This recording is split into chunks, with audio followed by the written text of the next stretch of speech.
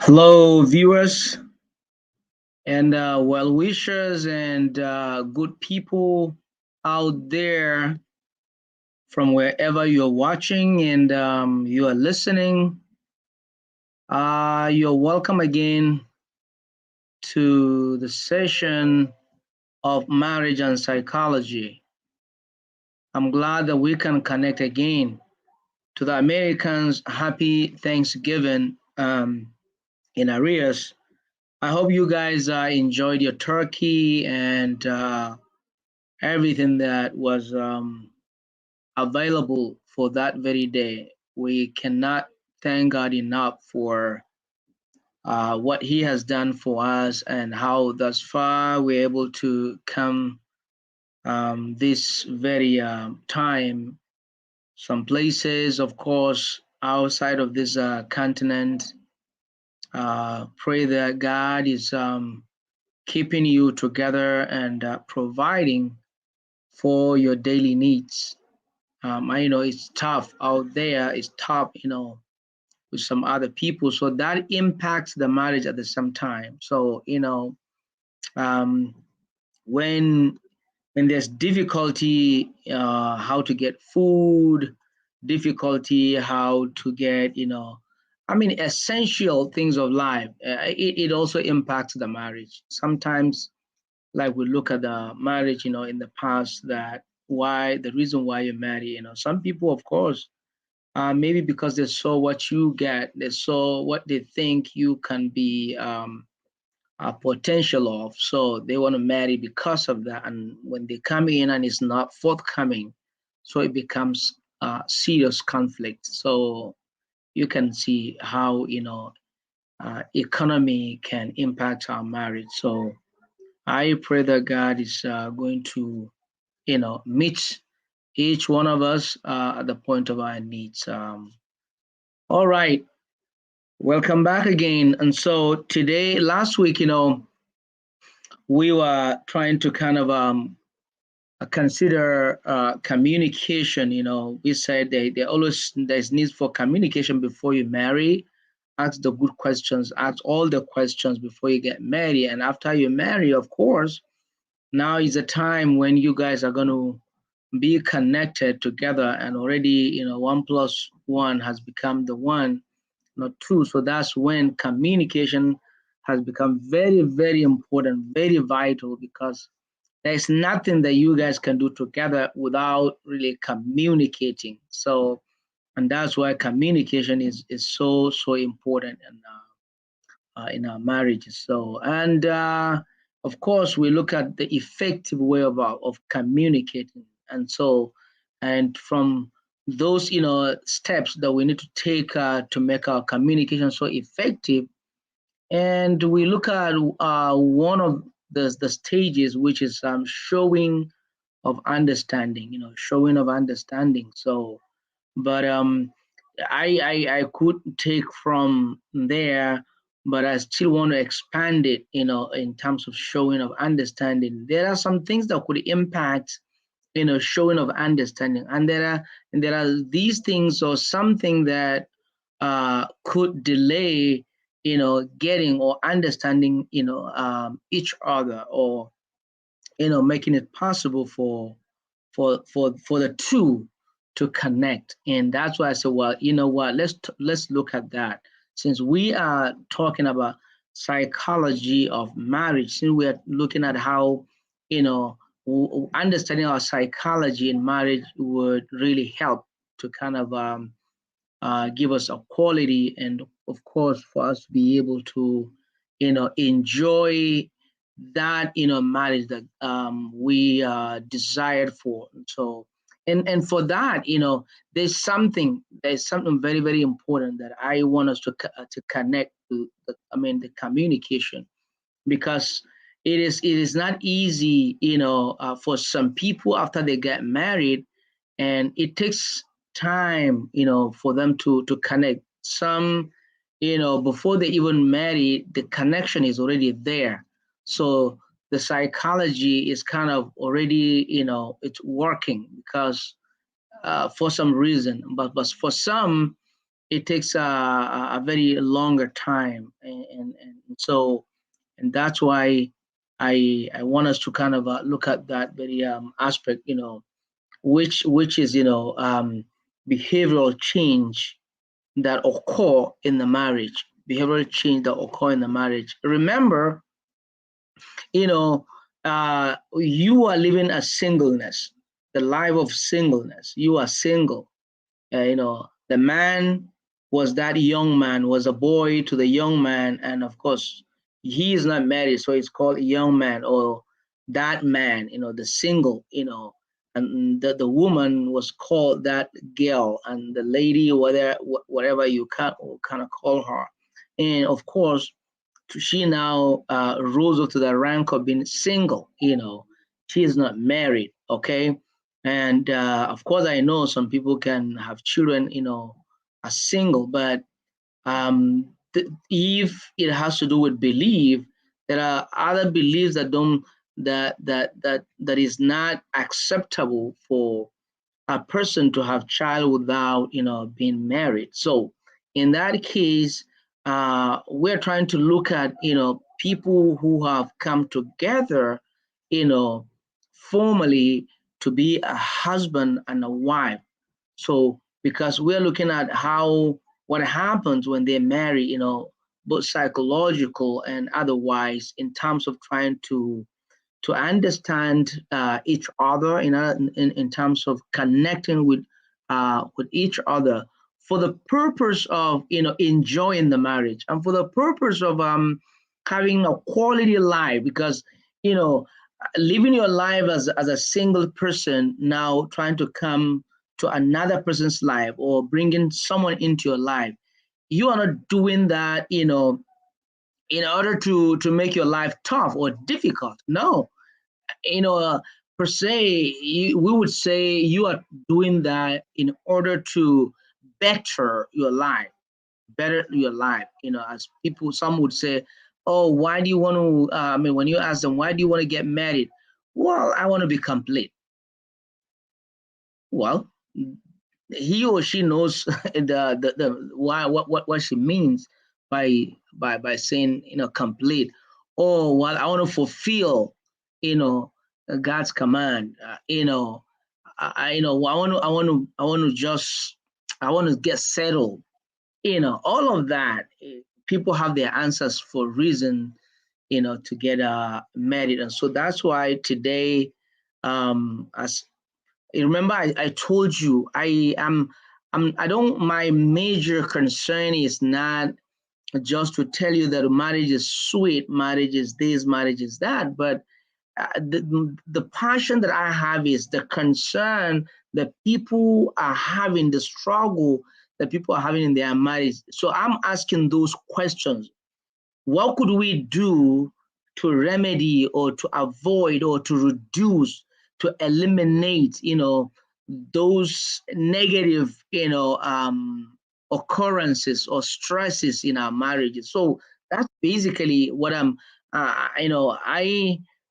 don't know whether I'm a motivational speaker or I'm not. I am not sure but wherever you place me, I hope that works for you.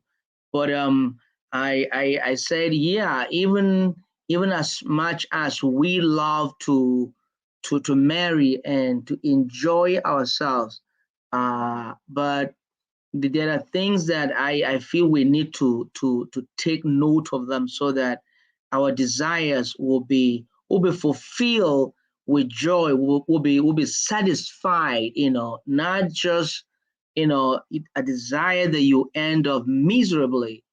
So those stressors, those triggers that leads to misery, these are the things that I've been trying to kind of focus on.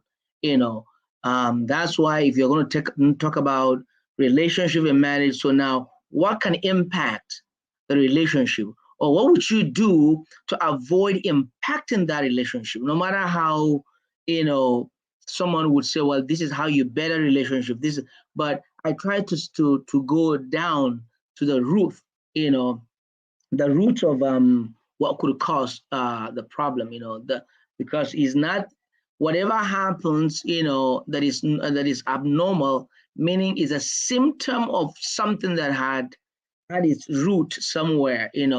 So the root of the problem is what we try to kind of check and see what could have really happened, or what could have really made it to be that way. So when you're talking about in communication and trying to understand one another, and trying to kind of connect, it's not just like that.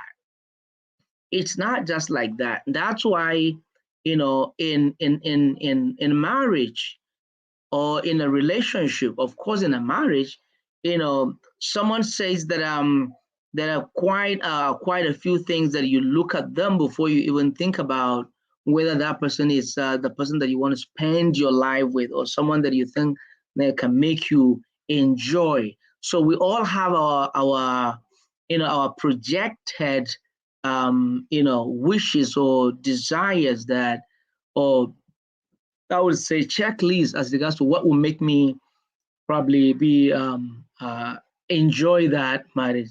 Some would say, well, attraction is one of those things. If you're attracted by someone, you might want to go for that person. Attraction is of course. My friend would say that if a food doesn't look good, he wouldn't think that it would taste good. So, but if a food looks good, his mind, his brain will now tell him that that food should taste good. So, but the appearance of the food, kind of can, draw you, make it appealing for you to go for the food. But I think he could be right. He might not be. I mean, he could be wrong, because the I mean, a good book should not be defined by the title of the book or the cover of the book. Sometimes the quality or the value of the book will be, you know, in the book when you go in to start reading, maybe from the table of the content, or from the introduction or preface, or and all whatnot. So marriage is kind of similar to that, or it's more metaphoric in terms of to what you might probably want to think about that. And so now, what is that? When transiting from singlehood to a couplehood comes along with involuntary changes, this could be termed as the biological behavioral change. So now that is what I want to, because it is natural. It is natural. As I said, yeah, we can learn from book how to reason, or how to better this, how to. But when it comes to biological behavior, okay, or behavioral, changes, you know, especially between two people who are coming together in marriage, there's this natural way of change, or transiting from one particular uh, being to another. It's going to be natural. And so that's why transiting from, because you, as a single person, your thoughts, as the Bible would say, Paul would want to, as he addressed the Corinthian church, when he tried to say to them, and when he was trying to address the problem that was reported to him about, concerning marriage, Paul was trying to look at, not just the problem, but just Paul was trying to address the root of the problem, because for him, because when he was trying to say, now, for the single person, his thought, when you are single, because you had nobody in your life, you are by yourself. So the way you think, the way you reason, the way you are not thinking about, you are not including anybody in that. You're not including anybody.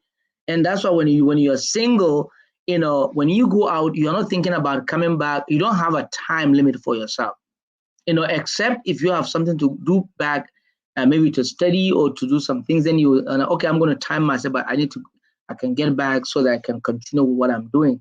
But there's nobody waiting for you there, and there's nobody's expecting you back home, and there's nobody, who could determine, where to go and what time to get out there. But see, that's how you think when you are by yourself, whether the man or the woman.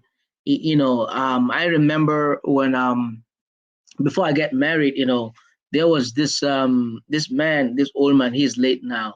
So anytime, he sees me or he used to see me getting out to my house, and when people ask me, where you going? And he said, no, you don't ask him until he comes back. Then he would tell us where he went. Because at this particular time, he has nothing that will hold him back at home, and he has nobody to report that he is accountable to, to where he is going, and so that's it. That's why, as a married person, or before you got married, you are by yourself. You are, you're single. So that is why, there's always a behavioral change, and that is more of a biological change, that is coming. It is involuntary. Is involuntary, because that is natural. So the key thing to be observed are the manly and the womanly change. You know, as a man, boy, your reasoning and your sense of, it's gonna transformed, to be transformed from that young man to another, a fully, what adult man, because you are normal. Then the woman, that woman, you are observing the womanly, change that is in her, and of course, that is seen in the desires, the thoughts, and the psychological navigation of the man and the woman starting to find connection, starting to find connection, connectivity. That's why, we talked about, the communication we talked about in the beginning, as ask questions. So those questions that you are asking are part of the pieces, the components that, that helps in trying to beginning to find a reason for connection. Your psychology, that you are learning both or each other's, psychology in terms of connection, because you want to make sure, I mean, at that time, to kind of learn about one another, to see how that, that could work, in both of you. In some cases, it does early. It does early, and in some cases, it takes longer, okay, to connect. And in some cases, the connection will not even be there at all. Will not be there at all. And that's the more reason that you hear some people say, well, we are not compatible. We are not compatible.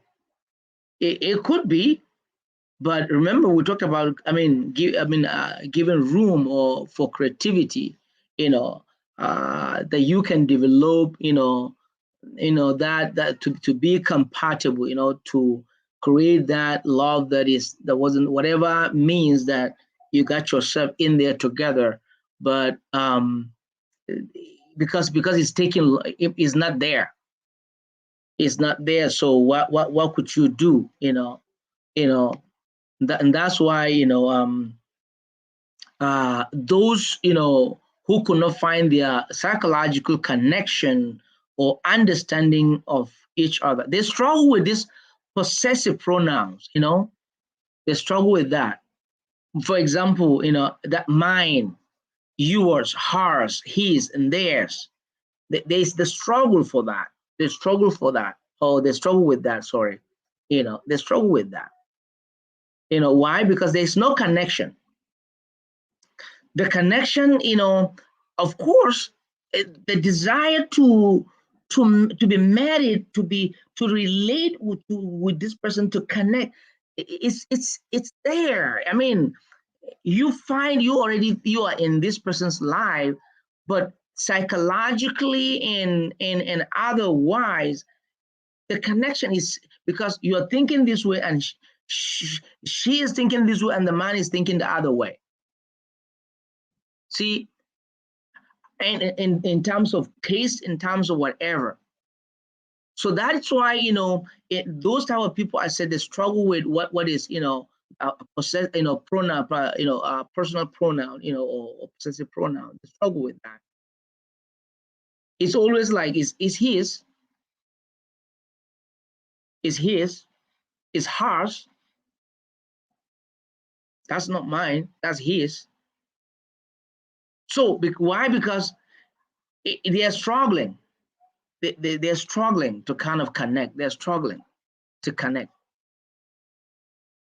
So no matter how, whatever that happens in the house, no, that is not mine. It's his, it's hers.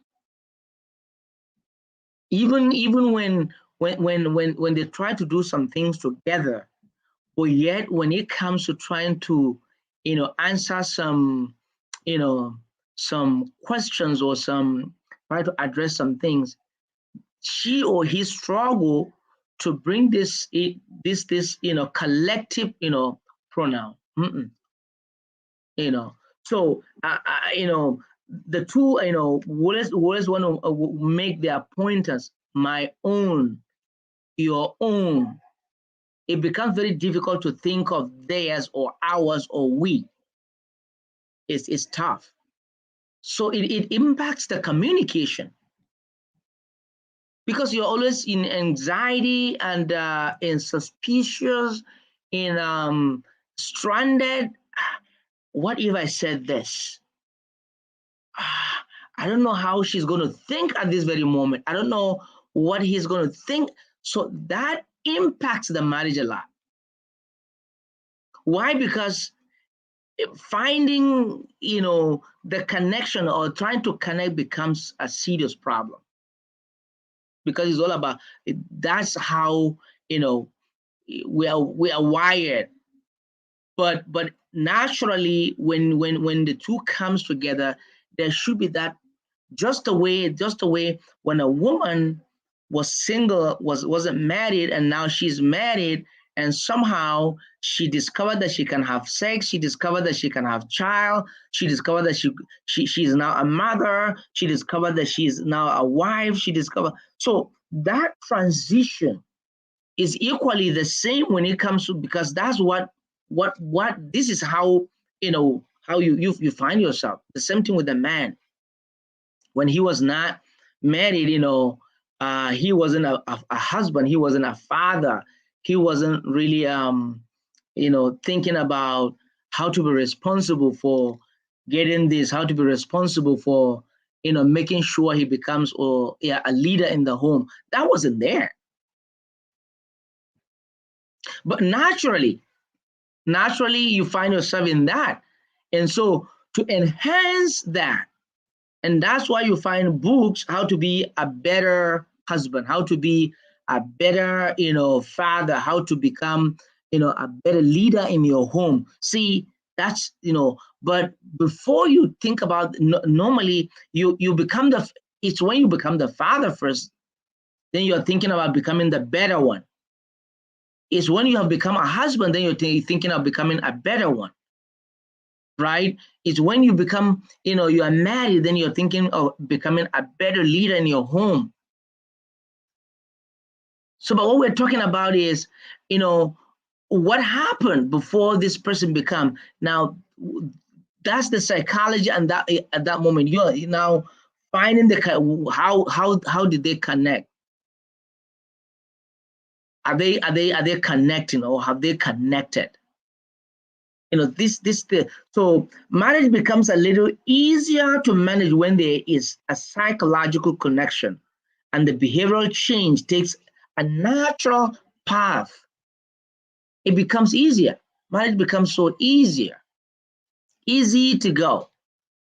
Why? Because whether at the early stage you are connected, or it takes a long time. I know the one that takes a long time is the one that you find out after 1 year, after 2 years, 3 years, broken home, or divorce or whatever. Why? Because the patient to wait, you know, to get humble, to trust and have faith that it will come, it's not there.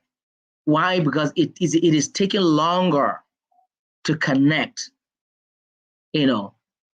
So that really becomes a serious problem. And so when some people got connected immediately, you know they do things, as if you know they was, oh, they're more like brothers. They are more like a brother and a sister. Why? Because there is that connection, there is that connectivity. And these are part of early things to do. Does she love what I do? Does he love what I do? If he doesn't love what I do, then how can he love what I would do when we're married? If she doesn't love what I'm doing, how could she love what I will be doing when we get married? See what I'm trying to. That's the idea. The idea is that it's not, you are not marrying to come and become strangers in your home, because communication will be difficult. But it becomes easier when when psychologically you're connected in your behavior, the biological behavior somehow, there's similarity. You can call it probably in a more symbiotic way or whatever, because in a way, when there's no reciprocation of self, or when there's no kind of that transitional attitude in terms of you know getting to one another, so it's quite difficult to kind of um, make it work. It's kind of difficult to make it work. So that's why, I think, the struggle we have, it's first of always do not look at the behavior of the person, or the end result of the behavior, or, because the events that is happening now could be as a result of the way he thinks, the way he reasons. I mean, those thoughts, it's coming from there. So if you understand that, if we can understand that, then we would know that, oh, I know that's why, because that's why she did this. That's why he did this. But why? Because that's how he reasoned. Because especially when, like I said, when there's no connection, you know, because that is not, because if you want to, that doesn't define the marriage, but it's part of what makes the marriage. But that doesn't define, is not a complete definition of what marriage is, because you can always fix it. You can always but it's only when there's limitation in behavioral uh, you know change, or in behavioral tolerance in behavior. Definitely it's tough, it's difficult. But when you learn to adapt, when you learn to tolerate, you learn to overlook, so it is easy to navigate your way, to I mean, marching your psychology of whatever happened in terms of the behaviors that we try to exhibit in the home. you know and remember, I talked about personalities. When you have, this one is you know jovial or is good in this, but or you have this one with melancholy type of a phlegmatic in terms of this person is not outgoing. So you think, well, why is he not outgoing? I mean, because he didn't make himself or she didn't make herself, because that's so the issue is it's for the two to now find their connection, how to connect, because there are marriages that you find this one is outgoing, it's people, person, it's someone who loves crowd, someone who, but this one is just there. I met one of those not too long ago. This is birthday, this is a day for him to celebrate too, but he was so quiet, you know the smile and that's it.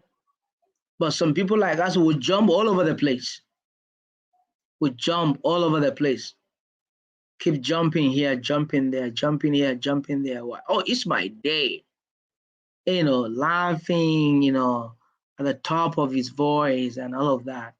So, and that's why, when it comes to that aspect, you want to, for an effective communication, you want to check what's. So normally when the two get to connect, you know, people try to say, oh, I mean, they refer to people, I mean, who are like-minded, you know. So it's more like they look at it from the like-mindedness, perspective. But it's very good for us to connect psychologically. Yeah, get connected psychologically. Yeah, when we are connected in that sense, early or not early, or it's not there, but we can work hard towards it. At least we, we are there, we are together. But our expectation most of the time is that no, she should know me. Okay, he should know me. She knows we dated each other for all this while. Why can't she know? Why can't she? Why? No, no, no, no, no. Always look at yourself as regards to how you can connect to that lady or to that man. Okay, so very, very important. Don't live in misery. Don't allow those things to weigh you down. And don't allow yourself in a miserable way simply because or she thinks this way or he thinks that way. Find a way out. Seek for help. See, that's where the motivational speakers, that's where they help. Seek for help. I struggle with this. I don't know how to go about this. I struggle with that. I don't know how to go about that. They can help you. They can help you.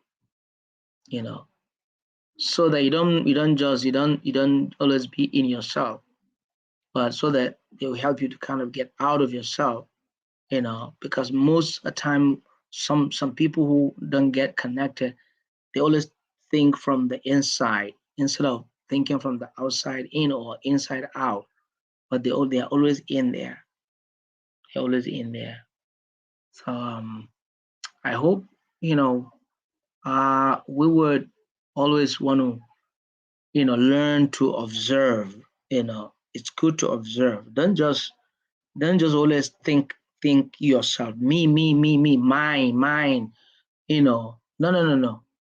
Always see how you can reach out there and you know reach out and think about that person that already you are married to. You're already married.